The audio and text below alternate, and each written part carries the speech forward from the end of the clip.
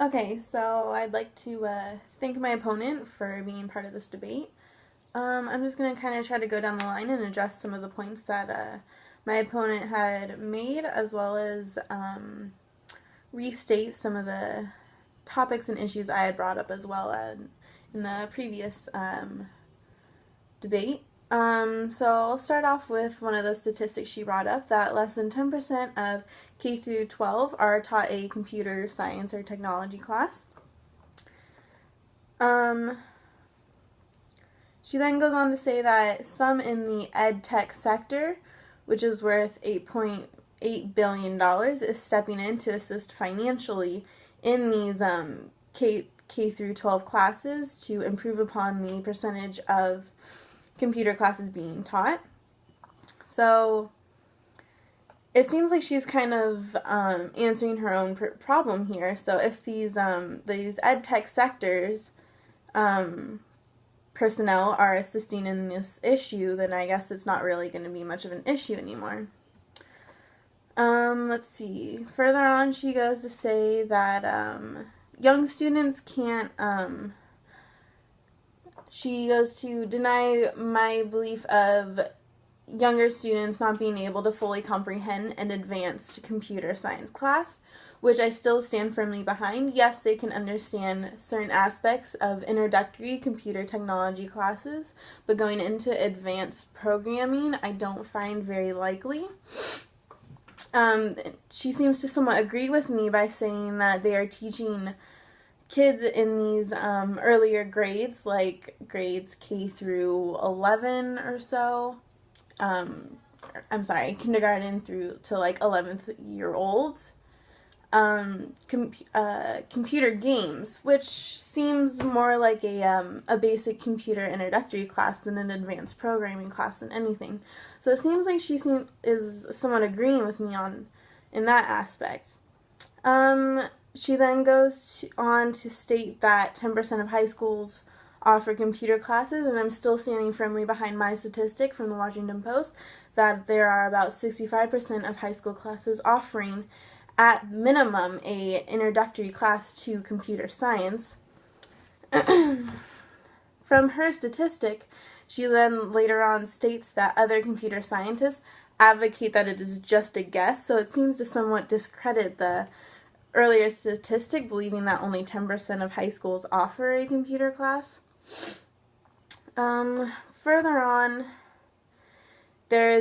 she gives an example of a second grader boy who becomes interested in computer programming and gets really into detail on how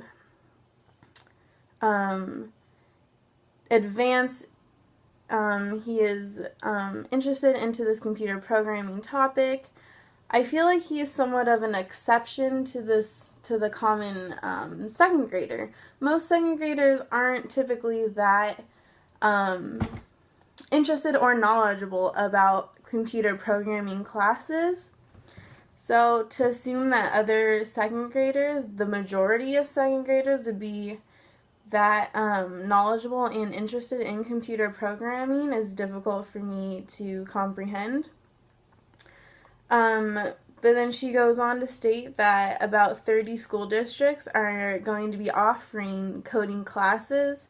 I'm assuming that's in relation to computer programming.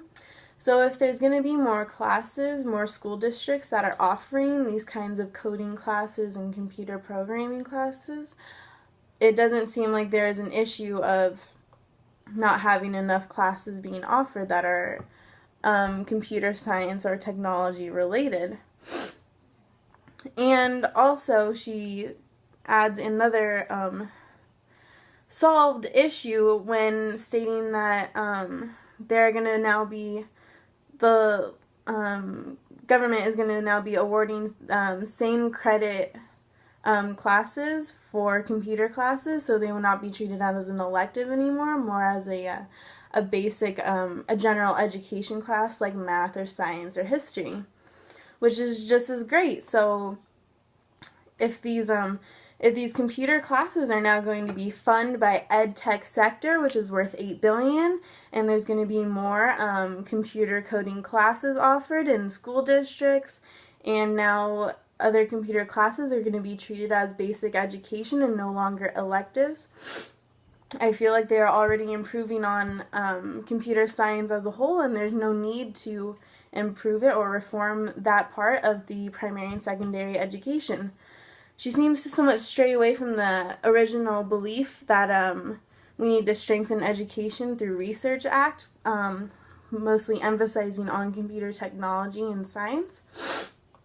And she's more emphasizing on how it has already been improved upon, so I think that she has some valid points that computer science is one of the next big things, that there's about 1 million more jobs than kids applying for it, but now that there are schools that are offering more programs and it is being more supported by this ed tech sector again and by Obama's STEM research plan, I don't really see an issue with this, and I don't believe that we need to research this topic anymore, and the Strengthening Education Through Research Act does not need to be applied. Thank you very much.